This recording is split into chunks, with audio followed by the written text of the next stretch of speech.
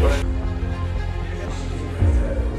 лидерством Шавката Миромоновича Мирзиёева, президента Узбекистана, мы начали заниматься развитием жизненной среды Узбекистана, водными ресурсами Узбекистана.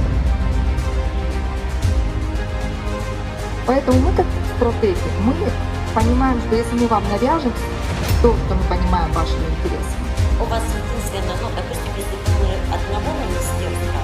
Мы очень плотно работаем с руководством в целом Узбекистана. Biz O'zbekiston rahbariyati bilan juda yaqin hamkorlik qilib, prezident administratsiyasi bilan ham faol ish olib boryapmiz. Bir nechta takliflarimiz prezident Shavkat Mirziyoyevning farmonlari bilan ma'qullangan. Biz ichimlik suvidan foydalanish strategiyasini ishlab chiqqanmiz. Hozir esa O'zbekistonning ekologik va suv strategiyasi ustida ish boshlayapmiz. Bu faqat suv va ekologiya bilan bog'liq yo'nalish emas, balki atrof muhitni, havoni, o'rmonlarni muhofaza qilish va cho'llanishga qarshi kurashni ham qamrab olgan keng qamrovli yo'nalishlardir. Mana shu bizning asosiy maqsadimiz. Shuningdek, Chorvoq suv ombori hududidagi dam olish kurort zonalarini rivojlantirish bo'yicha ham alohida loyihamiz bor. Biz bu jarayonni endigina boshlayapmiz. Ammo odatda milliy miqyosdagi ko'p tarmoqli strategiyalarni 2 yildan ortiq bo'lmagan muddatda ishlab chiqamiz. Keyin esa uni amalga oshirishning uzoq yo'li boshlanadi. Bunda barcha taklif va e'tirozlar inobatga olinadi. Yakuniy strategiya loyihasi tasdiq uchun kiritiladi. U belgilangan tartibda tasdiqlangandan so'ng biz uni amalga oshirish jarayonida hamkorlik qilamiz.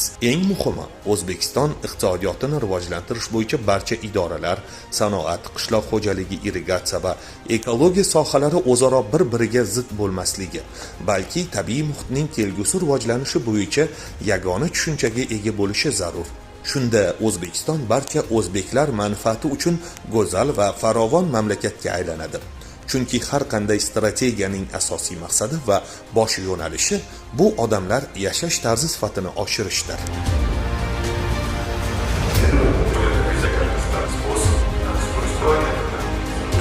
Joriy yilning 27-28 oktyabr kunlari O'zbekiston Respublikasida, ya'ni Green universitetida bo'lib o'tgan seminar juda ham ajoyib taassurotlarni bizda qoldirdi.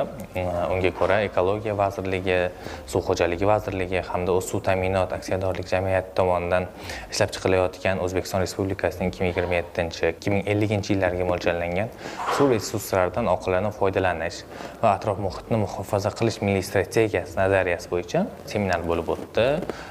Unda xorijiy tajriba, xorijiy isbotlangan nazariyalarni qo'llash bo'yicha Rossiyaning Lomonosov nomidagi Moskva davlat universiteti iqtisodiy va moliyaviy strategiyalar kafedrasi mudiri Vladimir Lvovich Kvint va uning jamoasi tomonidan seminar tashkil etildi va bu juda ham ko'p muhokamalarga, yaxshi iliq kutib olishlarga sabab bo'ldi.